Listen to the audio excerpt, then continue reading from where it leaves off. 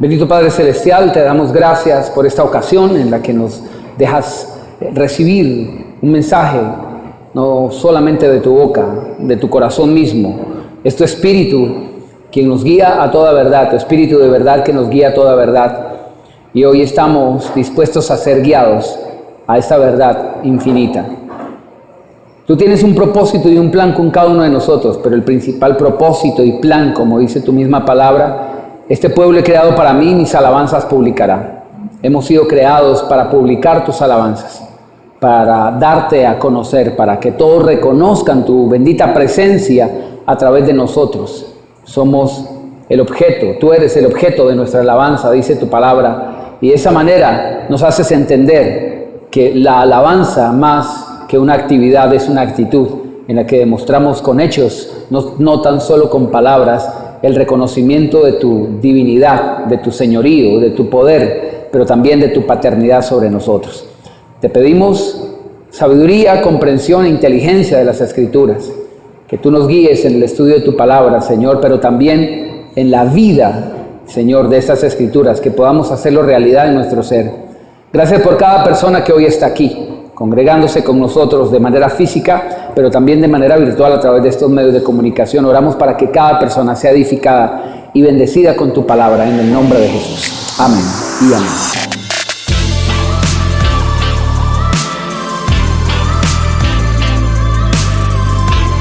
En esta línea de mensaje que estamos compartiendo al respecto de ven, es hora de alabarle, como le hemos determinado esta serie de mensajes.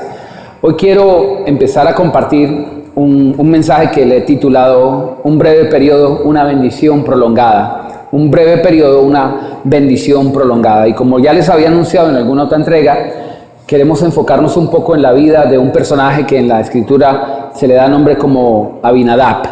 Un hombre que es reconocido justamente por la bendición que Dios trajo a su vida, a su casa, a su familia particularmente,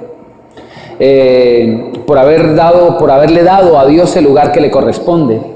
Pero para encontrar en este testimonio particular de esta persona, cómo lograr esa bendición, porque es un principio que evidentemente se aplica para todos nosotros, no es simplemente una historia que está expuesta en la Biblia para que nosotros simplemente abriendo sus hojas empecemos a curiosear. No, Dios no quiere que seamos sencillamente espectadores del testimonio de otros. Dios quiere que en este libro encontremos principios de vida que rigieron la vida de algunos y que fueron bendecidos, y que de esa misma forma nos apropiemos de esos principios para que también nuestra vida de igual forma sea bendecida. Pero le decía, en la vida de Abinadab se encuentran unos antecedentes. Es que Abinadab le dio el lugar a la presencia de Dios, que la presencia de Dios realmente, que Dios mismo debía ocupar. Pero los antecedentes que existen ante esto, porque créanme que no porque sí, Abinadab le dio a Dios el lugar que le correspondía, sino que es un reto bastante grande, porque los antecedentes, y eso es lo que vamos a ver, los antecedentes, lo que precede al testimonio de Abinadab, justamente es unas personas que no le dieron el lugar a Dios que le correspondía. Y eso es lo que vamos a tratar de estudiar hoy. Le voy a pedir un poquito de insistencia en las Escrituras, en cuanto a la lectura de las Escrituras, porque es una historia con la que muchos no están familiarizados, que tiene muchísimas aristas y muchas cosas que son realmente importantes, que no quisiera dejar de lado, que no quisiera dejar pasar. Por lo mismo estoy queriendo que leamos una porción bastante gruesa de la palabra, para no dejar por fuera absolutamente nada de estos elementos que para nosotros, como lo decía, como principios de vida son muy importantes, ¿ok? Vamos a empezar leyendo el primer libro de Samuel, primer libro de Samuel, primero de Samuel capítulo 4, primero de Samuel capítulo 4. Siempre hago la acotación referente a esto en cuanto a la correcta pronunciación, si lo podemos decir así. Cuando evocamos este libro, no se dice primera de Samuel, acostumbran algunas personas a decirle primera de Samuel, primera de Crónicas, y es equivocado, semánticamente es incorrecto, porque no se está refiriendo a una carta, sino a un libro. el primer libro de Samuel, el primer libro de Crónicas, el primer libro de Reyes. Por eso mismo se diría primero de Samuel, primero de Reyes, primero de Crónicas, segundo de Samuel, segundo de Reyes, segundo de Crónicas. Y ya en las cartas, primera de Corintios, por ejemplo, ya se menciona como carta en femenino, primera, ¿ok? Primero de Samuel, capítulo 4, versículo 1. Aquí mi Biblia tiene un título, seguramente su Biblia también lo tendrá. Mi Biblia dice, los filisteos capturan el arca. Diga conmigo, el arca es el lugar donde la presencia de Dios se manifiesta. El arca es el lugar donde la presencia de Dios se manifiesta. En pocas palabras, el arca de Dios es el trono de Dios en la tierra. En pocas palabras. De hecho, la figura correcta, digámoslo de alguna manera, que se ha mostrado del arca, según algunos descubrimientos arqueológicos, no es como nos la pintaron. Y para las personas que, yo sé que hay muchas personas que no están familiarizados con esto. ¿Alguien vio la película Indiana Jones en busca del arca perdida? Bueno, solo una persona. 2 personas. Yo me la vi la mitad, o sea, 2 personas y media nos vimos la película. Es la historia de un arqueólogo. Bueno, se la vio como 3, listo. Y la historia de un arqueólogo que está buscando un gran tesoro, uno de los tesoros maravillosos de la arqueología, porque este es un objeto que está perdido, hasta el día de hoy está perdido, pero es uno de los tesoros más sagrados que ha existido durante toda la historia de la humanidad. Se trata de una caja literal de madera de acacia que está recubierta de oro. Y uno dirá, bueno, recubierto en oro hay muchísimos objetos en el mundo, porque este tiene un precio, es tan preciada, un valor especial. Y es que literal, según lo que les decía, algunos hallazgos arqueológicos, decía que esta caja tenía una tapa. Perdón por colocarlo en estos términos tan coloquiales, la idea es que nos hagamos entender. La tapa de esta caja, que se llama arca, se llamaba propiciatorio. La tapa se llamaba propiciatorio. Y a los costados, dice literal así la escritura, a los costados del propiciatorio había dos figuras de unos seres angelicales, querubines, que estaban con sus alas extendidas. En este momento en el video lo estamos viendo lo que era el arca. Los ángeles que ustedes ven aparece sobre el arca.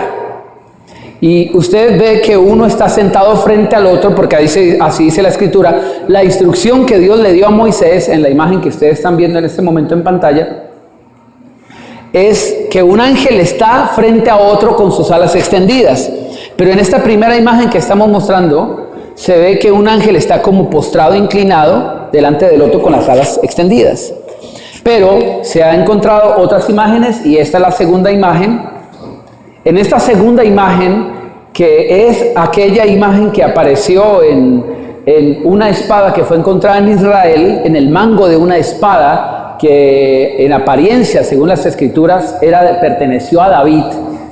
Y existen otros vestigios arqueológicos donde se muestra esta imagen, y allí lo que se ve es que los ángeles no están sobre el propiciatorio, sino a un lado del propiciatorio, como diría la escritura, a un costado. Los ángeles tienen, como se puede apreciar, una ala hacia abajo y la otra así, dando la imagen como de un asiento. Y la palabra del propiciatorio, el término que se le considera también al propiciatorio, es justamente el asiento de la misericordia. Como si la parte de las alas fuera tal cual como el reclinatorio se llama, el espaldar, digámoslo, de la silla. ¿Y sabe qué pasaba? Esa arca particularmente estaba en un lugar del templo o del tabernáculo en su momento. El tabernáculo o el templo de Dios, donde el pueblo se congregaba para adorar a Dios, tenía unas 3 partes en las que solamente algunas personas podían ingresar. La parte exterior, la parte de afuera, y aquí tenemos otra imagen de apoyo del templo para hacerlo más notorio del tabernáculo. En la parte de afuera, donde la gente podría llegar a ofrecer sus sacrificios y demás, se llamaba atrio, donde las personas traían sus sacrificios de animales y demás, donde se hacía el sacrificio literalmente y la exposición a Dios de las ofrendas sacrificadas a Él. Existía un poco más allá una cortina, una puerta que daba acceso a otro lugar que se llamaba el lugar santo. Ante ese acceso, ante esa puerta había algo que se llamaba el lavatorio, el lavacro, que era una fuente de bronce en la que se hacía el acto de la purificación, del lavado, para que el sacerdote pudiese entrar a oficiar servicios en el lugar que se llamaba, el siguiente lugar que se llamaba el lugar santo, donde a su izquierda estaba lo que se conoce como la menorá o el candelabro de los 7 brazos, en los panes de la proposición, etcétera, etcétera. Y frente a ese espacio estaba otra puerta, otra cortina, particularmente en el tabernáculo, donde estaba el altar del incienso, donde se quemaba el incienso, que representa la oración. No voy a detenerme particularmente en lo que significa cada cosa. Pero en esa parte entraba el sacerdote solamente, el sumo sacerdote, perdón, a encender las lámparas, a encender el incienso, etcétera, etcétera. Pero la última parte, que se llamaba el lugar santísimo, ahí estaba solita el arca del testimonio. ¿Por qué se llamaba el arca del testimonio? ¿Alguien me puede recordar? ¿Alguien puede hacer el aporte de por qué se llamaba así? ¿Por qué? Ajá, también, correcto. Me sorprende, muy bien, excelente el conocimiento bíblico. El arca del testimonio se llamaba también arca del pacto o arca del testimonio porque dentro de la caja había unos elementos que daban testimonio de la relación que tenía Dios con el pueblo en algunos momentos donde Dios aplacó su ira, donde Dios mostró su favor y su gracia. Ahora, ¿alguien me puede decir qué elementos estaban dentro? El celular de Moisés, ¿qué más? La tablet de Moisés. La tabla de la ley, Señor, la vara de Aarón. ¿Qué pasó con esa vara? Yo no me voy a poner a explicar obviamente esto que es en particular. ¿Qué más había allí? Eso. Listo, no vamos a explicar, pero por eso se llamaba el testimonio. Literal, solamente una vez al año el sacerdote podía entrar allí. El sumo sacerdote, perdón, y Dios le decía que podía hablar con él cara a cara, porque literalmente Dios descendía, dice así, y estaba justamente en el trono. ¿Ya tenemos claro lo que era el arca? Ahora bien, esa arca no se podía tocar. Cualquier persona que tocaba esa arca, que no fuese el sumo sacerdote, se moría. Por eso el arca tenía unos anillos a los lados. Si puede mirar en la imagen que se está proyectando en este momento, tenía unos anillos y en esos anillos se pasaba un palo recubierto también en oro para que los sacerdotes solamente de la tribu de Leví, los levitas, eran los únicos asignados para poder llevar ese instrumento, no podían tocarla, solamente de allí se podía tomar. Y ojo, solamente los levitas. Era un elemento tan sagrado que nadie podía tocarlo. De hecho, en la historia bíblica que vamos a compartir, vamos a ver que alguien que pertenecía a una familia sacerdotal incluso, se atrevió a tocarla y se murió de facto, en el momento. Ahora, ¿qué representa el arca? Por historia, y no quiero detenerme aquí, no es el tema, el arca fue, según algunos, robada, extraída, quitada, perdida. Pero lo que otra historia cuenta es que fue escondida por los levitas o sacerdotes. Existe una historia, en mi concepto, muy verídica de Ron Wyatt, un arqueólogo que falleció hace muy poco, de manera reciente, que él tuvo en su vida, en su testimonio, como él mismo lo dijo y está capturado en video, Dios lo guió para tener descubrimientos arqueológicos importantes. El arca de Noé, y en algún momento particular usted lo puede buscar, ahí está en pantalla, Ron Wyatt. Este arqueólogo dice que pudo encontrar el arca de Moisés, el arca del testimonio, y dice que su descubrimiento fue de manera accidental. simplemente venía conversando con un arqueólogo importante, prominente en Israel, donde estaban prohibidas las excavaciones, particularmente en ese sitio, y dice que su mano sola se extendió y dijo, ahí está el arca. Y justamente está debajo del lugar, justamente debajo del lugar llamado el monte de Gólgota, que fue el lugar donde Jesús fue crucificado. Y hay un acto que es escalofriante para muchos. Cada año cuando el sacerdote entraba, digamos que este es el propiciatorio, y tenía unos cuernos aquí, el sacerdote, el sumo sacerdote cada año, en la fecha del Yom Kippur, por allá por septiembre, traía una cubeta de sangre. Los sacrificios de animales que se hacían en el altar, en el atrio, el sacerdote tomaba esa cubeta y vertía la sangre en el propiciatorio, la sangre de los animales, para declarar que ahora ha sido expiados o quitados los pecados del pueblo. Ese era el proceso que se hacía cada año nuevo. Se limpiaba la relación de Dios con el pueblo justamente porque la sangre se vertía sobre el tabernáculo, sobre el arca. ¿Y sabe qué encontró este hombre? Este hombre encontró que donde estaba el arca, él pudo acceder allí y vio unos ángeles, cuenta él, que le estaban custodiando. Y él decía que nadie no puede salir a la luz aún porque todavía no ha llegado el momento, pero que él había sido usado como arqueólogo justamente para traer un mensaje a la humanidad. Y dice que lo que vio es que había una gran grieta y que de allí veía que había como restos de sangre, pues sangre humana, al parecer, y que sobre la tapa de esa arca estaba untado de sangre. Y él dice que tomó con un hisopo una muestra de eso, y que era una sangre muerta, pues en apariencia, pero igual tomó la muestra, y la llevó a uno de los laboratorios más importantes en Israel. Y dijeron, ¿a quién pertenece esta sangre? Porque tiene una particularidad con los cromosomas. No quiero detenerme aquí, lo voy a invitar a que usted vea el video por internet, está en YouTube, creo que son 6 videos de Ron White. Por ahí estará apareciendo el enlace seguramente en los comentarios de este video. Ellos se sorprendieron porque le dijeron que era una sangre viva, a diferencia de cualquier otra sangre de un ser que murió hace miles de años atrás. Y encontraron que esa sangre es única en el mundo por la cantidad de cromosomas que tiene, porque le falta un cromosoma en particular.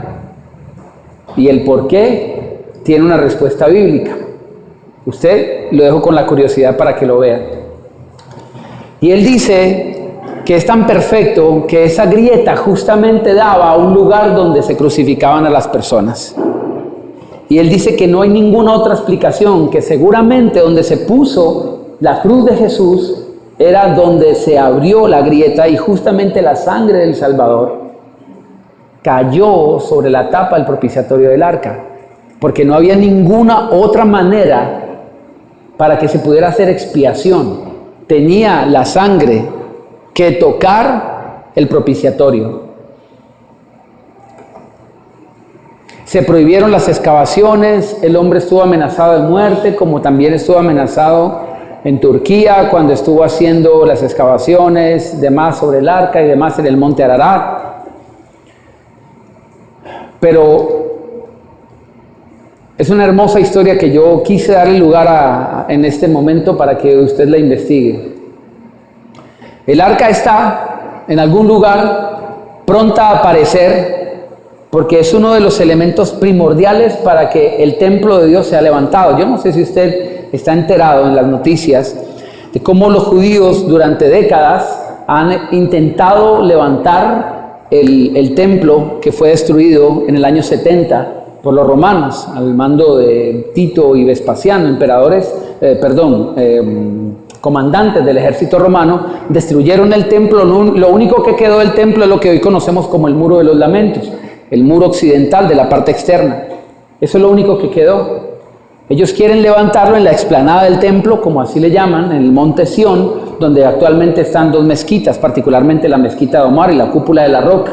Todas las imágenes de Israel, cuando usted mira una imagen de Israel, aparece una mezquita con el techo, la cúpula dorada, en oro puro. Y justamente allí, en ese lugar, es donde estaba el templo. Ellos quieren levantar ese templo, quieren construirlo, porque ellos dicen que el Mesías está pronto a aparecer y que para que llegue el Mesías es necesario que ellos tengan el templo levantado. Existen absolutamente todos los objetos que se necesitaban para el templo, absolutamente todo. Lo único que no se puede volver a hacer de otra manera es el arca, porque no se puede. Ellos están esperando encontrarla y los rabinos judíos saben de esta historia, por eso han prohibido las excavaciones. Ellos son la autoridad prácticamente en Israel y están esperando el momento que se pueda levantar esto. Existe absolutamente todo. De hecho, las personas que vamos a ir a Israel, vamos a encontrar justamente frente al muro de los lamentos la menorá, el candelabro de los 7 brazos, que mide casi 2 metros de oro macizo. Eso no es varilla recubierta. Esto tiene un bañito de oro. Paisa, hombre, aquí le hicimos un bañito. No, oro macizo. Todos los elementos en oro, todo está absolutamente todo. Las vestiduras de los sacerdotes. Ya se consagró un sumo sacerdote, levitas, porque ellos guardan la línea genealógica, la familia de los Cohen, ese es su apellido. Los Cohen, que desde siempre y siempre y siempre han sido levitas. Absolutamente todo está ahí en cualquier momento. Ellos dicen que se demoran solamente unos meses levantando el templo. Cuando vayamos a Israel, los que vamos a ir a Jerusalén, notaremos en el Museo del Templo, porque si usted visita Israel y no visita el Museo del Templo, se dará cuenta que está absolutamente todo allí para levantar. ¿Qué falta? El arca. Es el objeto más preciado. ¿Sabe por qué? Porque representa la misma presencia de Dios en la tierra. Todo este resumen para que entendamos lo que vamos a leer. Para el pueblo de Israel, el trono de Dios en la tierra representaba no solamente el trono de Dios, sino que Dios estaba allí. Y veremos en algunas historias que ellos traían el arca de Dios a sus pleitos, a sus guerras, porque ellos decían, está Dios con nosotros, entonces vamos a ganar, la victoria está dada. El punto aquí es que el título de este mensaje, en el versículo 4, dice, los filisteos capturan el arca. Filisteo, raíz de una palabra conocida hoy como Falestín o palestino, los eternos enemigos del pueblo de Israel. Los filisteos todavía están vivos, son los palestinos, habitaban en esa misma región. Los filisteos fue un pueblo que siempre se asentó como enemigo del pueblo de Dios, desde siempre. El pueblo enemigo permanente, acérrimo enemigo del pueblo de Dios. Grábeselo, los filisteos. ¿Y qué hicieron ellos? Secuestraron o capturaron el arca. Capturaron la presencia de Dios, el tesoro más grande del pueblo de Dios. Yo le pregunto, ¿cuál es el tesoro más grande que tú tienes? No sé, alguien puede estar escuchándome y dirá, mi camioneta BMW, mi mansión en Manhattan, aquí yendo como para la Tebaida.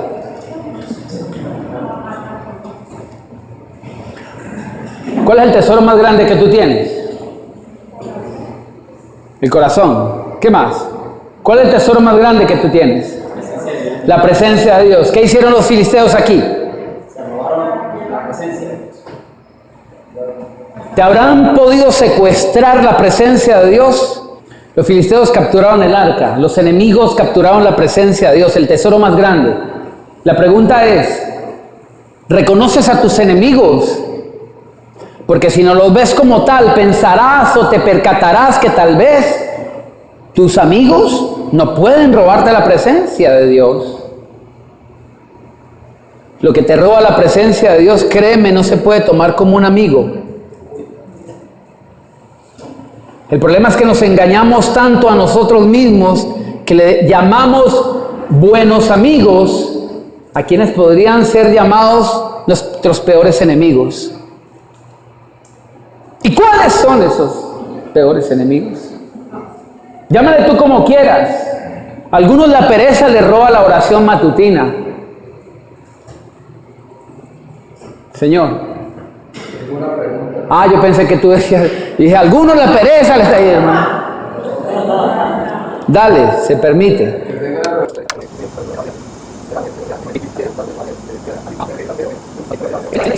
Excelente pregunta, y la respuesta la va a tener las escrituras en su momento, ¿ok? Vamos a mirar, mire la pregunta de él tan sabia. O sea, no pueden llevarse la presencia, se llevan el objeto, pero ¿cómo se van a llevar a Dios? ¿Será que donde estaba el trono de Dios, estaba Dios? ¿Será que donde estaba el arca, estaba Dios? Nos resulta inconcebible que alguien se lleve a Dios. Pero yo te pregunto, solo a ti, a nadie más, porque de pronto le cumple solo a él. ¿En algún momento la televisión se habrá podido llevar la presencia de Dios en tu vida? ¿Alguna amistad? ¿El trago? No me respondas. Y tampoco yo estoy diciendo no, obviamente él no es así. Simplemente lo estoy diciendo de manera... No, ¿cómo se dice indirecta para todos? Sarcástica. ¿Será que alguien nos habrá podido robar la presencia de Dios? ¿Será que alguien se la habrá podido llevar? ¿Y quién es él? ¿En qué lugar se enamoró de ella? ¿Señor?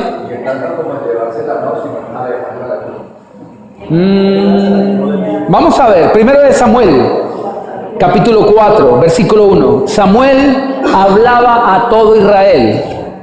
Samuel hablaba a todo Israel. Si usted quiere saber quién es Samuel, léase el capítulo 1, el capítulo 2 y el capítulo 3 de primero de Samuel.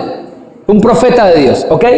Son solo 3 capítulos y es un mensaje precioso que a usted le va a servir. Un hombre de Dios. Este hombre dormía junto al arca del Señor. Y no es que fuera la excepción y que el único que podía hacerlo. Es que había un cierto espacio, había una tienda donde estaba, y lo que dice que dormía junto al arca no era literalmente que estuviera allí. Dios no tenía excepciones. Estaba cerca, en el lugar donde el sumo sacerdote podía estar. ¿Ok? Este hombre era un profeta verdadero de Dios. Y dice que hablaba a todo Israel. O sea, al pueblo de Dios. Una cosa es que el profeta hablara, otra cosa es que el pueblo le escuchara. ¿Cuántos saben de que no sirve de mucho que el pastor le hable a la congregación si la congregación no escucha? ¿Cuántos de los que estamos aquí ahora, en este momento, no estamos prestando la atención a las palabras del pastor, sino pensando en si apagué la olla que dejé con un arroz en bajo? Versículo 1, primero de Samuel capítulo 4. Por aquel tiempo salió Israel a librar una batalla con los filisteos y acampó junto a Ebenezer, mientras los filisteos acamparon en Afec. Los filisteos presentaron batalla a Israel y trabándose el combate, Israel fue vencido delante de los filisteos, los cuales hirieron en el campo de batalla como a 4,000 hombres. Versículo 3. Cuando volvió el pueblo al campamento, los ancianos de Israel dijeron: ¿por qué nos ha herido hoy el Señor delante de los filisteos? Escuche esto. ¿Cuál era la relación que tenía el pueblo de Dios? Que mire la manera como ellos proyectan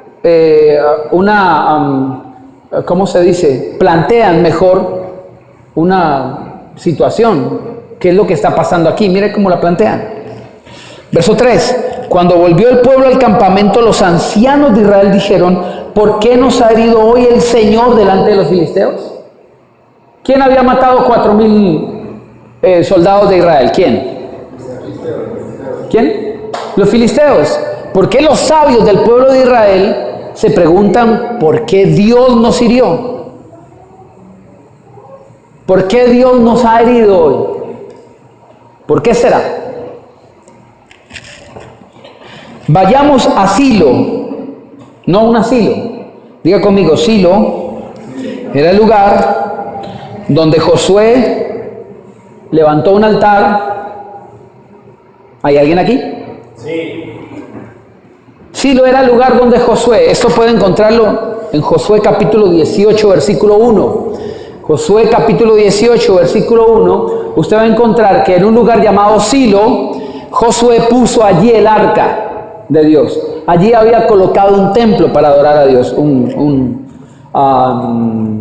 carpa, digámoslo así, de esa manera. Ellos dijeron, vayamos a Silo y traigamos el arca del pacto de Dios. ¿Qué hicieron? Tener la intención de traer el arca de Dios, para que estando en medio de nosotros nos salve de nuestros enemigos. Esta fue la relación en su mente de los sabios. Estamos teniendo pérdidas en batalla, nuestros enemigos están pudiendo en contra nuestra. La respuesta que tenemos es que Dios nos ha faltado. Dios no está con nosotros, Dios no nos está respaldando, porque nos ha herido directamente a Dios a través de la mano de estos filisteos. Lo primero que pensaron, vamos a traer a Dios. ¿Dónde está? En Silo, la presencia de Dios, traigámosla y ahora sí nos va a librar de nuestros enemigos. Verso 4. El pueblo envió gente a Silo y trajeron de allá el arca del pacto del Señor de los ejércitos que habitaba entre los querubines. ¿Se acuerda que le decía la imagen de los ángeles? Estos ángeles tienen una categoría, dentro de la Biblia encontramos categorías angelicales. Una de las categorías angelicales son los querubines, los serafines, los ángeles y arcángeles. Dice la palabra, entonces, el pueblo envió gente a Silo y trajeron de allá el arca del pacto de Dios de los ejércitos que habitaban entre los querubines. Querubín, la palabra querubín significa ser de fuego. Los ángeles, los querubines, particularmente que estén junto al arca, lo que están representando es que a la presencia de Dios no se puede acercar cualquiera. Eso es lo que significa.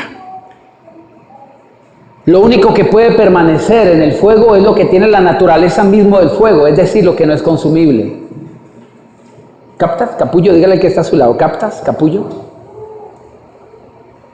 Para poder permanecer en la presencia del fuego sin ser consumidos por él, tenemos que tener la misma esencia del fuego. ¿Captas, capullo? Y los dos hijos de Elí, escuche, Elí era el sacerdote de aquel tiempo, el sumo sacerdote, y él tenía dos hijos.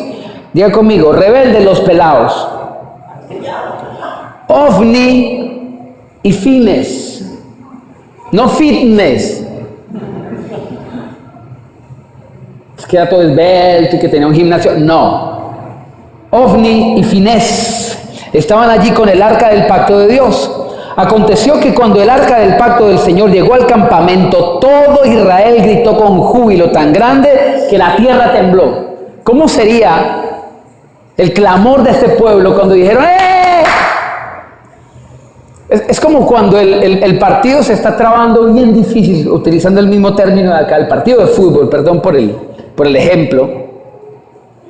Y usted tiene jugando a toda la suplencia, y de repente, porque quieren cuidar al mejor, los mejores jugadores, y de repente, faltando 10 minutos para acabarse el partido, usted pone a todos los duros, y el equipo va perdiendo 4-0, y de repente meten toda la pesada, como llaman ahí, y ahora sí, esto lo vamos a empatar y lo vamos a ganar porque estos son los que tienen. ¿Cómo se pone un estadio cuando está calentando la figura del equipo? Y ahora van a meterlos a todos. Esto se compuso. ¿Cierto? Llegó el arca de Dios. Habían matado a 4,000. Y dijeron, bueno, estos no los podemos resucitar, pero los vamos a vengar. Se puso bueno y todo, ¡ah! Y la tierra tembló. ¿Qué pasó? Versículo 6. Al escuchar los filisteos las voces de júbilo, dijeron, ¿qué gritos de júbilo son estos en el campamento de los hebreos? Y supieron que el arca del Señor había sido traída al campamento. ¿Cómo lo supieron? ¿Cómo? No, ellos sabían, escucharon el grito y dijeron, ¿qué pasó? No sabemos cómo lo supieron. Doña Melba, tal vez. Vaya, dígale a doña Melba, ¿qué pasó? Pregunten. Versículo 7. Entonces los filisteos tuvieron miedo. ¿Qué tuvieron los filisteos? Miedo. Escuche esto. Y dijeron, ¿cuál es esa bulla de alegría que hay allá? Es que trajeron el arca de Dios. Los filisteos ahora tuvieron miedo, escuche. Porque decían, ha venido Dios al campamento. ¿Qué habían traído? ¿Qué dijeron los filisteos que había llegado? ¿Qué trajeron? ¿Quién llegó? Y ellos dijeron, esto se puso difícil ahora. Ha venido Dios al campamento.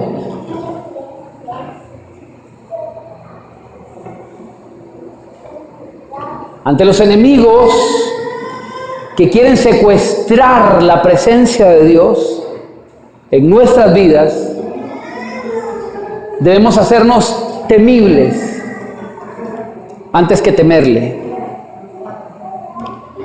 Hay gente que se cree débil, hay gente que se cree incapaz y se acobarda. Es que a mí me dominó esto, a mí me pudo esto. Cristianos que en algún momento de la vida, por alguna circunstancia, situación particular, volvieron como los peces, beben y beben y vuelven a beber. Alguien que cayó en alcohol, alguien que volvió atrás, alguien que cayó en una conducta aviesa, torcida, equivocada.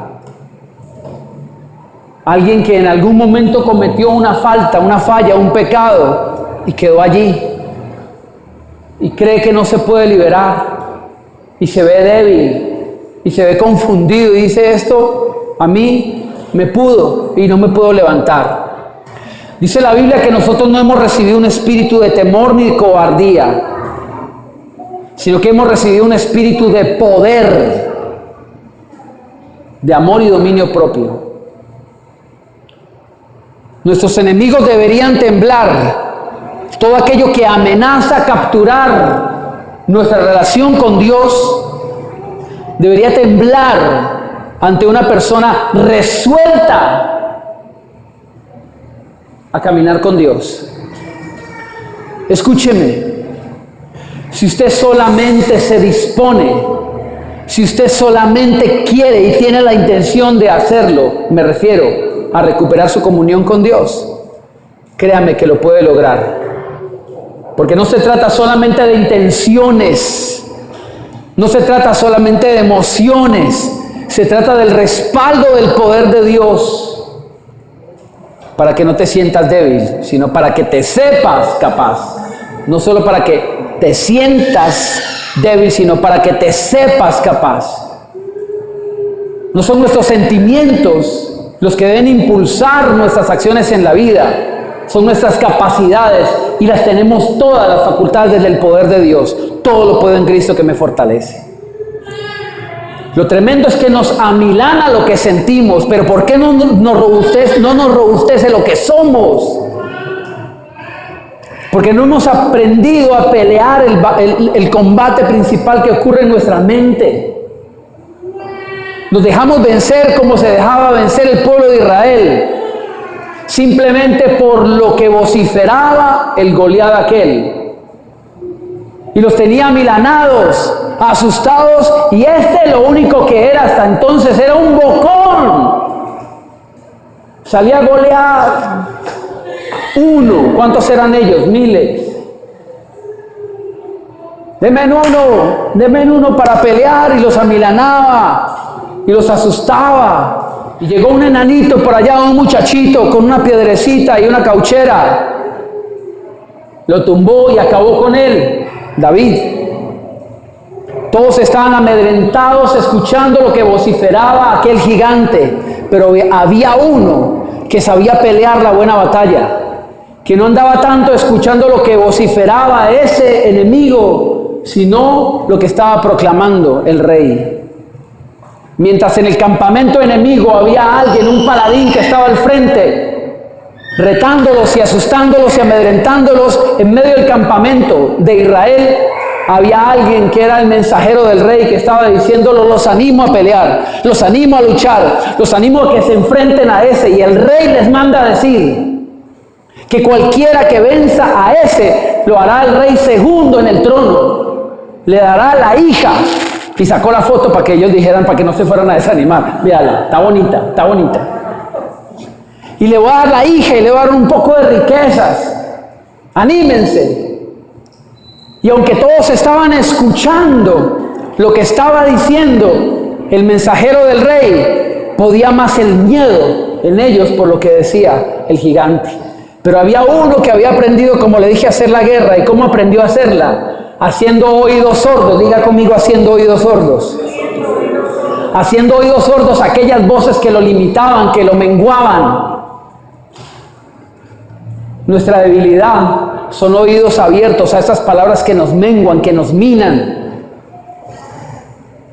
Esa es nuestra debilidad. Créame, ellos no pueden tanto como dicen. Solo dicen. Solo dicen. Y sabe todo lo que pueden, sin hacernos nada inclusive. Sabe todo lo que pueden. Lo que nosotros permitimos creyéndoles. Eso es todo lo que pueden. Ni siquiera han tomado un paso para tratar de acabarnos. Simplemente están vociferando, diciendo: yo te voy a acabar, yo te voy a destruir, vos no salís de esta. Vos sos un miserable, no servís para nada. Y creemos esas voces. Y solo pueden lo que dicen. ¿Por qué no le demostramos que nosotros sí podemos?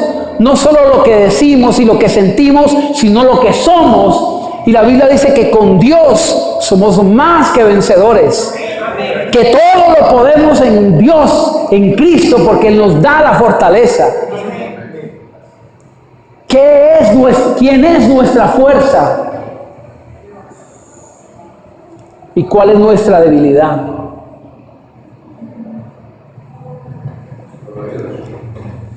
Había un hombre, un pequeñito, un David, que ni le importaba lo que andaba diciendo el gigante ese.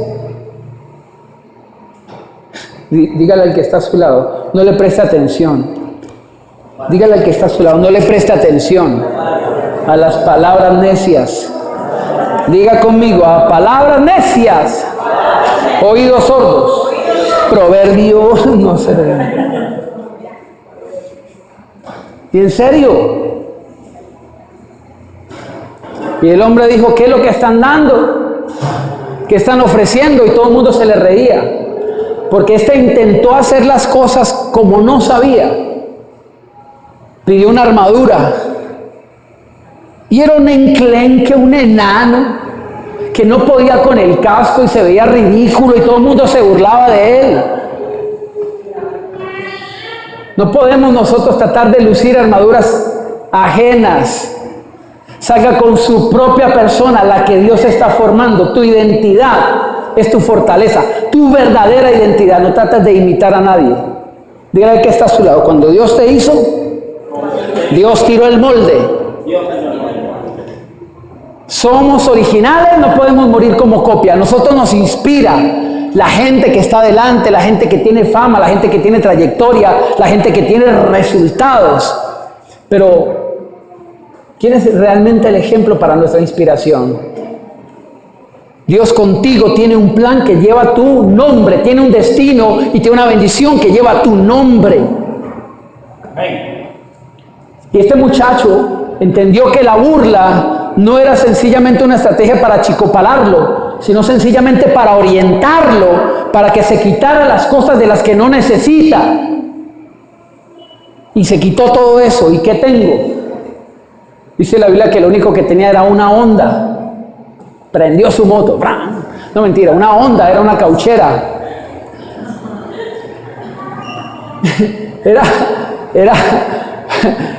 Era un pastor de ovejas. Y este tipo había, en su experiencia, que todo el mundo rechazaba porque nunca lo habían invitado a ser parte del ejército. No estaba allí. ¿Sabe qué vino David ese día? A traer una lonchera. Ese día, muy temprano, el papá le dijo a David: vea, desocupado, llévele esta lonchera a sus hermanos. El tipo fue a llevarle sándwich a los hermanos. Y apenas lo vieron, los hermanos lo tenían en esta estima, apenas lo vieron, corrompido. ¿A qué viniste acá? Yo te conozco, vos sos un morboso, a vos te gusta ver matar a la gente, te gusta la sangre, ándate de aquí. No, es que mi papá me mandó con la sangre. Bueno, traiga para acá y vayas. Y él empezó a quedarse, a ver, a mí me gusta esto, me gusta la acción. Y empezó el muchachito emocionado, ¿qué es lo que están dando? ¿A dónde? ¿Cómo hacemos? Y todo el mundo, ¿usted? Una intención, un anhelo. Es el principio de los logros, de cualquier logro. Una intención y un anhelo es el principio de cualquier logro. ¿Cómo deseas llegar si nunca tienes la intención de partir? Grábate eso. Grábate. Es que tenemos la historia del llamado hijo pródigo. Sabemos la historia del hijo pródigo, pero ¿sabe dónde comenzó todo? En una piedra. Se sentó en una piedra. No me malentiendan, no es que comenzó una piedra, o de pronto sí. Tal vez comenzó una piedra, él dijo, pero ya no, estoy harto de vivir esta vida. Dice que se sentó y pensó, en la casa de mi padre, hasta los jornaleros tienen abundancia de pan y yo aquí me estoy muriendo de hambre. Me levantaré, iré a mi padre y haré esto y lo otro. ¿Dónde comenzó todo? Diga conmigo, en una intención, en un plan, en una motivación. Todo vino con una reflexión tal vez angustiosa, no muy buena para muchos. El tipo literalmente estaba teniendo envidia de lo que se estaban comiendo los cerdos donde trabajaba. A veces, permítame decirle, Dios permite que te lleguemos a condiciones semejantes para ver si nos sacudimos por fin y nos percatamos que nosotros no nacimos para eso. Para que por fin nos orientemos y empecemos, permítame la redundancia, a orientar, a inclinar nuestra verdadera vocación, encontrando nuestra verdadera identidad. Él dijo, es que yo no soy un cerdo, pero me veo peor que ellos. Pero en la casa de mi padre, hasta los de menor categoría están comiendo mejor que yo. Solamente cuando él supo quién era, pudo tomar la senda correcta. Mientras nosotros estemos en esa dualidad de pensamiento, de no saber quién soy, y por momentos me emociono diciendo que lo sé, no daremos el paso en la dirección correcta. Es necesario convencerse de quién se es para saber para dónde ir, porque la senda aparece solita. Cuando usted sabe quién es, usted sabe cuál es la senda que tiene que tomar. Por la falta de una verdadera identidad es que estamos tomando caminos equivocados. Porque una vez sabemos quiénes somos, sabemos lo que nos corresponde, qué podemos hacer y qué caminos no tocar. ¿Me está haciendo entender? Sí. Entonces así fue como David se conoció con el hijo pródigo en esta historia. Llegaron a... David fue y lo enfrentó y lo venció. Y lo venció. Según las medidas que da la Biblia, el piececito de aquel gigante era más o menos del tamaño del torso de David. Lo podía aplastar como una cucaracha. Pero ¿sabe? Él no temió esto porque tenía claro cómo obtener su victoria. Él no miró sus capacidades, sino su compañía. Él dijo, usted viene a mí con espada, con lanza, con ejército, pero yo vengo contra usted en el nombre del Señor. Es decir, sea lo que sea, que Dios me respalde. Que aquí voy es con toda. No sé cómo, pero tome. Y la primera se la puso aquí. Le zampó un pedradón. Que eso no sonaba batalla bonita. No tenía los lances de, ¿cómo se llama esa película? De Brad Pitt, que hace unos saltos y Troya. No tenía esos efectos especiales. No, era una pedrada. Una pedrada. Es como cuando alguien paga para ver esas peleas de boxeo. Hay gente que demandaba las peleas de Mike Tyson porque quería ver una pelea y el tipo se paraba y en un segundo lo tumbaba al otro. Se acabó la pelea, ganó Mike Tyson, todo el mundo. Hasta que le dijeron, las cosas no son así, estás dañando el espectáculo. Y ahí fue donde empezaron a ganarle, porque le dijeron que tenía que prolongar. El tipo sabía la filosofía, el que pega primero pega dos veces, y el tipo sabía que tenía fuerza, y el tipo sabía, en serio, vea las crónicas. Y el tipo sabía que con el desgaste del tiempo él no tenía la misma capacidad, ni la misma contundencia.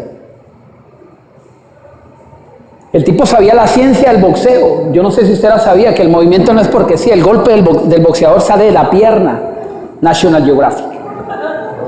En serio, ese es uno de los golpes más contundentes que existe y puede tener una fuerza. Y el tipo era un mazo. David hizo esto. Nada tal vez para muchos extraordinario, pero la victoria estaba dada.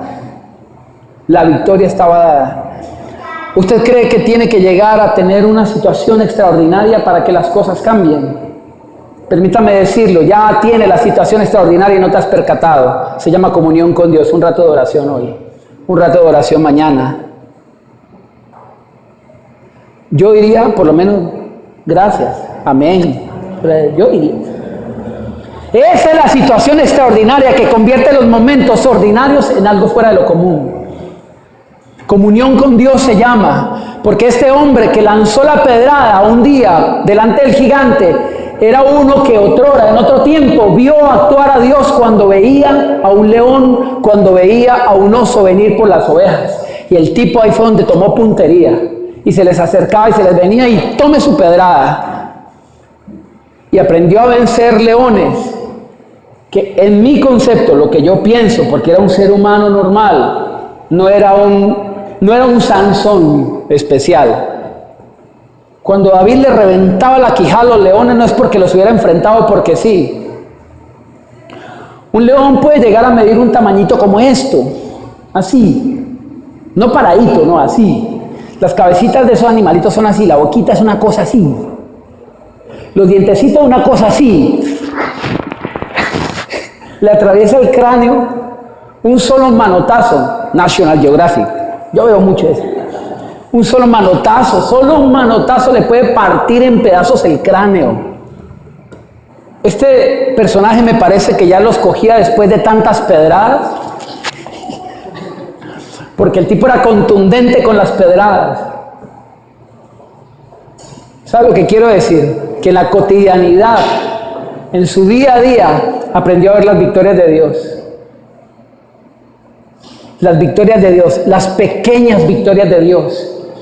Porque nadie de nosotros sabe después de cuántas 50 o 100 pedradas dejaba tonto un león. Pero el tipo se volvió experto. Él sabía cómo confiar en Dios.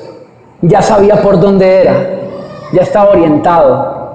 Y Dios allí, con eso, le dio la victoria. Es lo que le preguntó Dios a Sansón. Cuando él dijo, ¿cómo voy a vencer a los mismos filisteos? Lo que le dijo Dios, ¿qué tienes en la mano? ¿Qué tienes en la mano? Y como a Sansón le gustaba la música, la carranga, entonces él tocaba la quijada.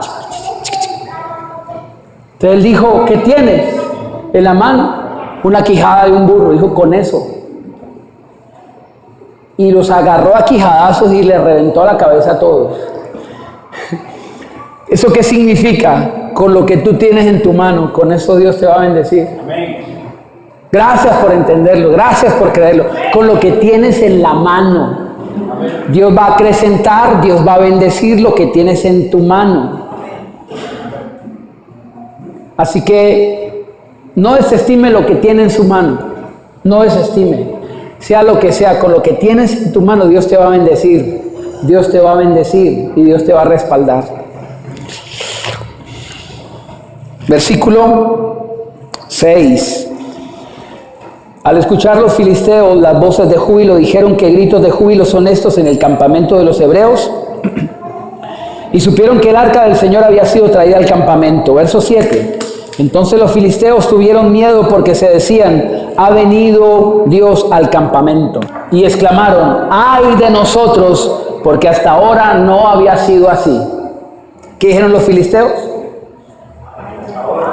Primero ellos dijeron: llegó el arca. Alguien les dijo: llegó el arca. ¿Y qué dijeron los filisteos? Llegó fue Dios. Pero ellos dijeron: ¡ay de nosotros! Porque hasta ahora no ha sido así. Si nos hemos sentido amilanados o que estamos perdiendo una batalla, permítame decirle la solución y la respuesta. Hasta hoy fue así. Hasta hoy fue así. Vamos a incrementar un poquito más la búsqueda incesante de Dios, perseverante. No te estoy diciendo que ponga durante más horas música cristiana en su casa, solamente porque hay quien piensa que solo poniendo música cristiana está en el ambiente de Dios. ¿Y dónde está tu comunión? Para muchos la única Biblia que leen es la que escuchan en la predicación el domingo o el miércoles en la celebración. ¿Y aquellos que no vienen los miércoles entonces? Pero hasta hoy fue así. Todas las pérdidas, según las palabras textuales de los filisteos, todo se resume a una falta de comunión con Dios. Hasta ahora no fue así. Ellos mismos reconocían: hemos podido vencerles porque ellos se dejaron vencer en su relación con Dios. Permitieron que fuera fracturada su comunión con Dios. Entonces encontramos el espacio propicio para llegarles y acabarlos. Diga conmigo: pero hasta hoy fue así. En cualquier área que usted considere perdida, financiera, emocional, diga conmigo: hasta hoy fue así. Meta la mano en el bolsillo que está pelado, no en el que tiene plata. Diga: hasta hoy fue así. Hasta hoy fue así. Abra la billetera y busque donde no hay y diga: hasta hoy fue así. Usted que se siente el pobrecito, que no vale, que no sirve, hasta hoy fue así. Hasta hoy. Porque hoy tiene que pasar algo diferente. Si usted sale de la misma manera como entró, perdiste el tiempo. Perdiste, ¿cuánto llevamos predicando? 10 minutos de tu vida. Y la celebración dura 2, tranquilo. Aquí el ingreso es gratis, lo caro es la salida. No has perdido un momento de tu vida entonces si le has prestado atención para saber lo que tienes que hacer después de que salgas de aquí. Tú no eres cristiano cuando entras aquí, tú eres cristiano realmente cuando sales allá. Aquí eres un aprendiz de cristiano, aquí estás en la escuela. Aquí estás en la escuela. ¿Usted conoce la palabra, la diferencia de la palabra graduados y graduandos? ¿Quién es el graduando? El que está en el proceso de graduación. El que está aprendiendo para poder graduarse. ¿Y el graduado? El que tiró el birrete, ¿sí o no? El que tiene el cardón, el que tiene el título. Aquí eres un aprendiz. Aquí todos, mire la carita de los que están a su lado, mire. Miren, todos, nadie mata una mosca. Ah, pero en la casa. ¿Cómo? Si supiera cómo. El asunto es que aquí todos estamos aprendiendo. Aquí estamos en la escuela. Tú empiezas a ser cristiano no cuando empiezas a entrar aquí, a pasar el umbral, sino cuando sales de ahí. Hasta aquí, hasta hoy fue así. ¿Pero qué pasó? Es que Dios quería darles una lección, ¿ok? Ya estamos terminando el capítulo 4. Después sigue el 5, el 6, el 7. Versículo 7. Entonces los filisteos tuvieron miedo porque decían: ha venido Dios al campamento, y exclamaron: ¡ay de nosotros! Los que habían matado a 4,000 acabaron de decir: ¡ay de nosotros! Porque hasta ahora no había sido así. ¡Ay de nosotros! ¿Quién nos librará de manos de estos dioses poderosos? Escuche, estos no tenían ni idea quién era Dios, porque se refieren a Dios como dioses, pero están llenos de miedo. No sé qué amuleto tengan, pero estos son capaces. No sé qué capacidad espiritual los respalde, pero nosotros estamos llenos de susto. Miren, el enemigo no necesita conocer bien a Dios para saber que debe temerle.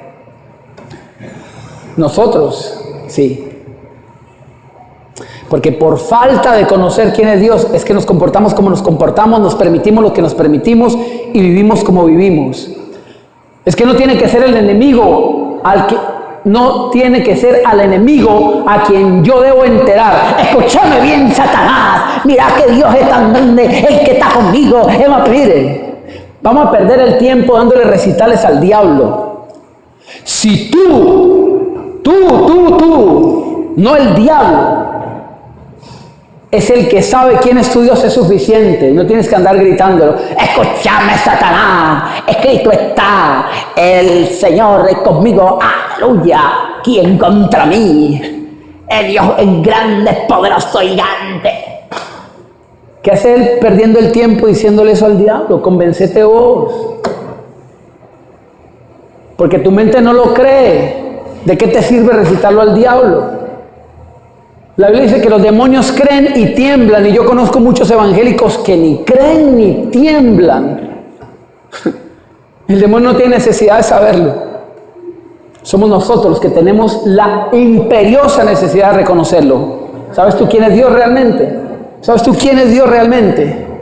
¿Sabes tú quién es Dios realmente? Si lo supiéramos, créame que nuestro caminar sería diferente. De hecho, tengo un pensamiento aquí.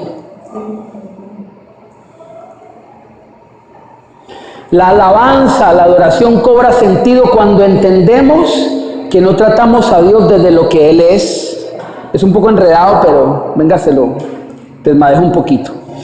La alabanza, la adoración a Dios cobra sentido cuando entendemos que no tratamos a Dios desde lo que Él es, sino desde lo que somos nosotros. ¿Qué quiero decir con esto? Hay gente, mire, la alabanza a veces no tiene sentido en nosotros porque no estamos tratando, no hemos entendido que Dios debe ser alabado y adorado por lo que Él es. Mucha gente no alaba ni adora a Dios por lo que son ellos mismos. Lo que son sencillamente, lastimosamente, son ingratos. No reconocen a Dios como quien es Él. Por eso no le dan la alabanza que merece su nombre. La alabanza es un asunto de conciencia, es un acto consciente. En ese pasaje dice que ellos exclamaron, verso 8, ¡ay de nosotros! ¿Quién nos librará de manos de estos dioses poderosos? Estos son los dioses que hirieron a Egipto con toda clase de plagas en el desierto. Qué tremendo que los filisteos se conocen toda la historia de Dios librando al pueblo de Israel. Con hechos concretos. Ellos decían, estos dioses son los mismos que libraron a este pueblo en Egipto. Pero mire, como todo un ejército organizado, les dicen, esfuércense, filisteos, y sean hombres. ¿Puede un hombre contra Dios? ¿Puede un hombre contra Dios? Pero mire el aliento que les da. Escúcheme. Y esto va a responder a tu pregunta, en parte. ¿Puede el hombre contra Dios? Sus jefes militares les dijeron, esfuércense, sean hombres, que aunque estamos peleando contra dioses, si ustedes se portan como varones, van a poder vencer. ¿Qué pasó en esta historia? ¿Quiere usted saber la continuación de esta historia? No se pierda los siguientes segundos que ya vamos a terminar. Esfuércense, filisteos, y sean hombres, para que no sirvan a los hebreos como ellos los han servido a ustedes. Sean hombres y peleen. Versículo 10. Pelearon pues los filisteos e Israel fue vencido. Cada cual huyó a su tienda y hubo una muy grande, diga conmigo, muy grande mortandad. Después de haber muerto 4,000, ahora hubo una gran mortandad. Pues cayeron de Israel, ¿cuántos? ¿Cuántos cayeron? 30,000. Murieron antes 4,000 y ahora 30,000. En total, 34,000. El arca de Dios fue tomada y murieron los 2 hijos de Elí, Ofni y Finés. Un hombre de Benjamín salió corriendo del campo de batalla y llegó aquel mismo día a Silo, rotos sus vestidos y la cabeza cubierta de tierra, no porque se hubiera agarrado a trompadas, sino que esa era la manera como ellos expresaban su dolor. Se rompían las vestiduras, literal, dice la escritura con este término, se rasgaban sus vestiduras y se echaban tierra a la cabeza, en señal de dolor, de sufrimiento y de aflicción. Así llegó, con el duelo en su rostro. Versículo 13. Cuando salió Elí, el sumo sacerdote, el papá de estos sacerdotes que habían muerto, dice, cuando llegó, Elí estaba sentado en una silla vigilando junto al camino. Escuche, estaba sentado en una silla vigilando junto al camino porque su corazón temblaba a causa del arca de Dios. ¿Sabe por qué temblaba este hombre? Porque este era un sacerdote irresponsable. Pensó que el arca de Dios era el juguetico de sus nenes. Porque estos sí que eran unos atarmanes que no tenían temor de Dios. Estos no servían a Dios como debían servir. Pero este no les decía nada. Dios lo había exhortado muchas veces en cuanto a la manera como sus hijos estaban, entre comillas, sirviendo a Dios. Y él llegaba y les decía, nene, Eli, venga, mi amorcito lindo. ¿Qué estás haciendo? ¿Te estás clavando otra vez las ofrendas? No, nene, esto no te ate. Ya, vaya. Lléveme lindo de papá. Y seguían lo mismo y no pasaba nada. Finés, venga. Yo sé que tú tienes un cuerpo fino. Quiero mucho de papá. Te estás acostando con todas las mujeres que vienen, ¿cierto? Niño, esto no te hace. Ay, qué lindo. Una sonrisita para papá. Una sonrisita para papá. Esto no te hace. Vaya, nene, no vuelva. El tipo jamás puso en cintura su casa. Jamás se comportó como un verdadero sacerdote de Dios. ¿Y sabe qué pasó? Aquí está llegando el juicio de Dios. El juicio de Dios. Mientras los filisteos les dijeron, pórtese como hombres, ¿qué puede hacer un hombre contra Dios? Nada. ¿Por qué fueron vencidos? Porque ya no estaba Dios allí. Ellos entendían que donde estaba el arca estaba la presencia. ¿Sabe qué significaba las tablitas de la ley? ¿Sabe qué significaba la vara, el maná? Eso habla de la comunión con Dios. No tengo el tiempo para explicar de eso. Pero Dios está solamente donde el hombre quiere permanecer en comunión con Él. Dios está solamente donde el hombre quiere permanecer en comunión con Él. Y ya Dios los había abandonado porque ellos no sabían tener una relación con Dios. Diga conmigo, no sabían tener una relación. Y no sabían no porque no se les hubiese enseñado, sino porque realmente no querían, porque su corazón estaba en otro asunto. ¿Cuál es el asunto sobre Dios que prevalece en nuestras vidas? ¿Cuál es el asunto sobre Dios que prevalece en nuestras vidas? ¿Será aquello que realmente está secuestrando la presencia de Dios en nuestras vidas porque estamos buscando otros intereses, porque tenemos la mirada puesta en otra cosa? Discúlpeme, hermanito, con el cariño de corazón se lo digo. Dios sí quiere que te vaya bien en la vida. Dios sí quiere que tengas una familia hermosa. Dios sí quiere que tengas buena economía. Dios sí quiere que tus hijos crezcan bien. Dios sí quiere que tengas salud. Dios sí quiere que prosperes y que cambies de casa y de carro. Dios sí quiere que te vistas bien. Dios sí quiere que tengas un buen alimento en tu mesa. Pero eso es secundario. Cuando tratamos de usar a Dios para esas cosas, no hemos entendido de lo que se trata. No se trata de venir a la iglesia para usar a Dios para que patrocine todos mis deseos, sino que Dios me pueda usar para los deseos suyos. Un evangelio light, un evangelio social, hace que vivamos de cualquier manera, creyendo que así Dios también está. Y no es así. Y no es así. La Biblia habla de la santidad.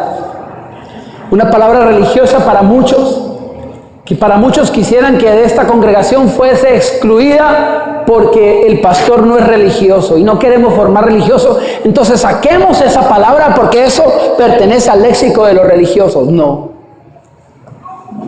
La santidad significa ser como Dios quiere que seamos. Y Dios no quiere religiosos,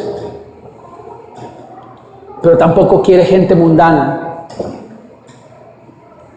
Y esto nos puede doler y nos puede costar porque mucho amamos muchas veces el mundo. Pero ¿sabe qué Dios quiere? Que nosotros nos enfoquemos y pongamos nuestro corazón donde debe estar, en Dios, para que nuestros pies realmente estén allí. Tratamos de traer nuestros pies a Dios a como dé lugar, forzando nuestras acciones, pero nuestro corazón lejos de Él jamás va a llegar. Hacer que nuestros pies vengan a ese camino, porque nuestra intención no es esa, porque tenemos otros intereses, porque queremos que Dios nos dé, porque queremos que Dios nos ponga, porque queremos que Dios nos cambie el panorama. No nos importa el corazón, no me lo cambies, pero cámbiame el panorama. Que yo no quiero ver esta circunstancia, que yo no quiero ver este bolsillo así, que yo no quiero ver a mis hijos así, que yo no quiero ver a mi familia así. Entonces no queremos ver a Dios. ¿Perdieron? ¿Acaso Dios ha perdido alguna batalla? No, ninguna. Los únicos que perdieron fueron ellos. Y no perdieron la batalla contra los filisteos. Lo que perdieron fue su comunión con Dios. He ahí los resultados. Y el pasaje culmina diciendo: el sacerdote estaba junto al camino y su corazón temblaba a causa del arca. ¿Sabe por qué? Porque este tipo dejó sacar el arca del lugar donde le pertenecía. Porque los sacerdotes maleables, manipulables, porque el pueblo hacía con ellos lo que querían, porque no tenían carácter delante de Dios, no predicaban lo que Dios quería que se predicara, sino lo que el pueblo les pedía. Llegaron diciendo: por favor, Ofni, Fines, trae el arca, porque estamos perdiendo. Y los muchachos, para congraciarse con el pueblo, dijeron: listo, va para esa, nosotros podemos, y la llevamos. Y se creían que estaban bien porque no se murieron tomándola. ¿Y sabe por qué no se murieron? Sencillamente porque ya Dios no iba ahí. Y el sacerdote estaba con una forma de reclinación, de angustia, desespero. ¿Qué habrá pasado? Estaba reclinado. Pero dice que estaba pendiente del camino porque su corazón tenía miedo. ¿Sabe por qué? Porque estaba tan enseñado a jugar con fuego que había aprendido a dominar el miedo y luego a decir: gracias a Dios no pasó nada. Pero esta no le salió bien. Estaba tan enseñado a jugar con fuego que él sabía que quien juega con fuego se puede quemar. Se ha puesto a jugar con la gloria de Dios. Estaba pendiente del camino porque él sabía que algo malo podía venir de ese lado. Y justo como lo presintió, así ocurrió. Tal vez él pensaba que como otras veces se podía salir con la suya.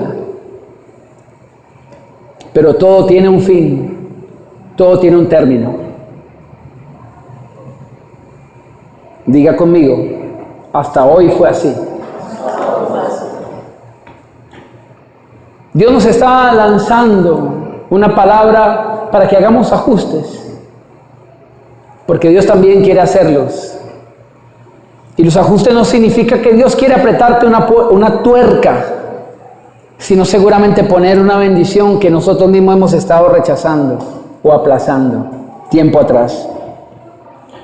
Vino pues aquel hombre a la ciudad y al dar las noticias toda la ciudad gritó. Los mismos que un día gritaban de alegría, ahora estaban gritando de dolor.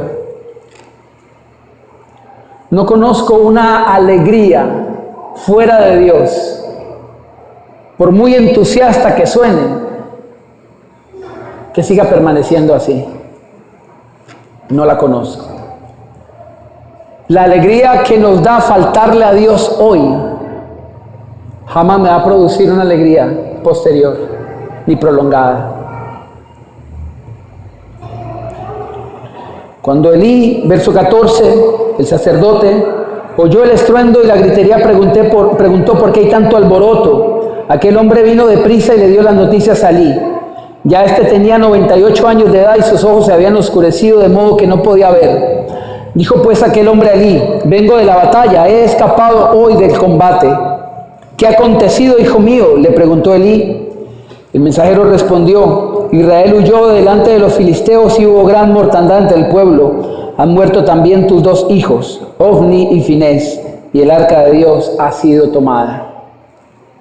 Cuando el mensajero hizo mención del arca de Dios, Elí cayó de su silla hacia atrás, al costado de la puerta, y se desnucó y murió, porque era un hombre viejo y pesado. Había sido juez en Israel durante 40 años. ¿Cuánto tiempo jugó este hombre con la presencia de Dios?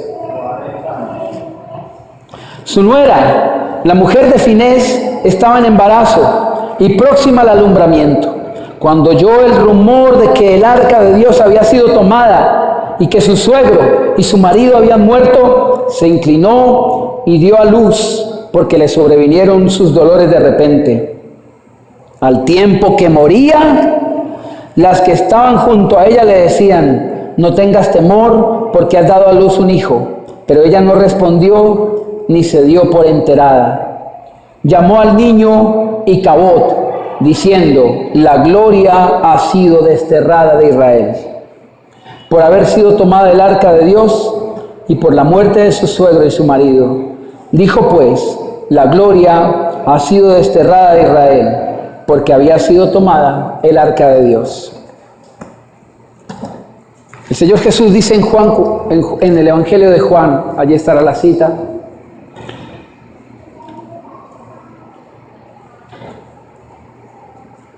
buscar la propia gloria no es gloria, dijo el Señor. Alcanzar los nobles objetivos que se proponen los seres humanos muchas veces no es tan glorioso. El mundo vende un estatus que quien lo logra, la hizo, encontró la realización y la plenitud. Lejos de Dios, eso no es realización.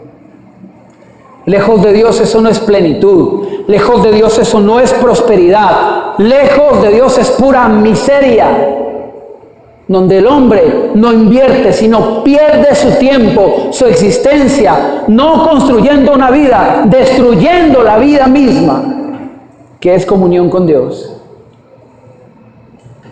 ¿Qué nos roba la vida? Decimos que nos pasamos 5, 6, 7, 8, 10 horas trabajando al día porque estoy creando un futuro para mí, para mis hijos y mi familia. Te pregunto, ¿estás seguro de eso? ¿Ese es el tiempo que estás invirtiendo para crear el futuro para tu familia? ¡No! Si no tienes tiempo con Dios, que es el verdadero tiempo para construir tu vida, todo ese tiempo es el tiempo que estás invirtiendo, mal usando para destruirla. La gloria ha sido robada. ¿Se le llevaron las casas? No, ahí estaban. ¿Se le llevaron los celulares? No, ahí estaban. ¿Se le llevaron los carros? Entonces, ¿qué se le llevaron? Si dice que se le llevaron la gloria. La presencia de Dios ha sido tomada. Esa es la gloria. Icabod, el hijo que nació con el nombre de la gloria, ha sido robada. ¿Qué se habrá gestado? ¿Qué se habrá dado a luz cuando la gloria fue robada? Analiza tus sueños, analiza tus anhelos y analiza tus pasos para ver hacia dónde se quieren orientar. Que no sea eso que ha nacido en tu corazón como deseo, como anhelo, como sueño, única voz. Que no nos dejemos robar nunca más la gloria de Dios. Hay forma de concebir vida en nosotros solamente volviendo en amistad y en comunión con Dios. Los filisteos jamás vencieron a Israel. Como dijeron los ancianos, el Señor hirió a Israel. Tenían toda la razón. Pelear contra Dios, dice Isaías 63, versículo 8. Porque Él me dijo, ciertamente mi pueblo son hijos que no mienten, y Él fue su Salvador. Verso 9. En toda angustia de ellos, Él fue angustiado. ¿Cuántos sabían que Dios no sufre de depresión, pero Dios siente nuestros dolores? En toda angustia de ellos, Él fue angustiado, y el ángel de su faz los salvó. En su amor y en su clemencia los redimió. Los trajo y los levantó todos los días desde la antigüedad. Verso 10. Mas ellos fueron, diga conmigo, ellos. Mas ellos fueron rebeldes e hicieron enojar su Santo Espíritu, por lo cual se les volvió enemigo y Él mismo peleó contra ellos. Dura cosa es darte cosas contra el aguijón, le dijo Dios a Pablo. A veces las heridas que tenemos en la vida no nos las causamos nosotros mismos ni el diablo. Dios, corrigiendo nuestros pasos, no es severo, es misericordioso y bueno para hacernos entender, a veces por el dolor, que no es el camino correcto. Una conclusión: Dios quiere que no permitamos nunca que la gloria, lo que es nuestra verdadera gloria, se vaya de nosotros, porque si Dios es con nosotros, ¿quién en contra nuestra? Padre, gracias te damos, porque en la senda que nos conduce a reconocer la bendición de Obed-Edom, encontramos en el camino unos personajes de los que no sencillamente tú quieres que los veamos como alguien del que quieres que nos enteremos de su historia, sino justamente de un pueblo que no reconoció en su momento el debido lugar que le corresponde a tu divina presencia. Hoy nos encontramos confrontados en un camino de alabanza en el que tú quieres enseñarnos que la alabanza que a veces nosotros te negamos porque ni siquiera te la damos, se debe a lo que somos nosotros, muy ingratos muchas veces. Pero la alabanza verdadera, la que cobra sentido como verdadera alabanza, es aquella que se da siendo conscientes de quién eres tú. Somos muy conscientes de lo que queremos en esta vida para nosotros, pero a veces olvidamos que la única manera de lograr alcanzar la plenitud de nuestro corazón es reconociendo el plan y el propósito que tú tienes para con cada uno de nosotros.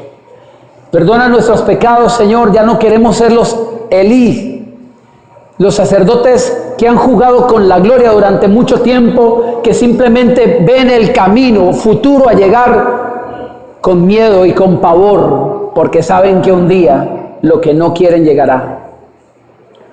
Ayúdanos a ver en nuestro futuro y nuestro camino delante esperanzados, por saber que Dios, tú, Todopoderoso, honras a los que te honran, que los que siembran con lágrimas, con regocijo van a cosechar. Que como dice tu palabra en Isaías, he aquí hay un final dichoso para el hombre de paz y de bien. Decirle al justo que le irá bien, dice tu palabra. Hoy queremos tomar el lugar que nos corresponde para darte a ti también el lugar que te corresponde. Perdónanos, Señor, y ayúdanos a no permitir en ninguna manera que se desplace el lugar que te corresponde por absolutamente nada. Ayúdanos a obtener la victoria que tú ya nos has otorgado para no tener ninguna pérdida más. Direcciona nuestros pasos según tu propósito y hagas en nosotros tu voluntad. Gracias por tu misericordia, gracias por tu perdón, gracias por tu favor y gracias por el aliento que nos da esta bendita exhortación, porque es el inicio de un cambio genuino que nos garantiza una bendición absoluta y contundente. Gracias, bendito Padre Celestial. Gracias por dejarnos estar hoy aquí y recibir esta bendita medicina, Señor, que nuestro ser necesitaba. Gracias.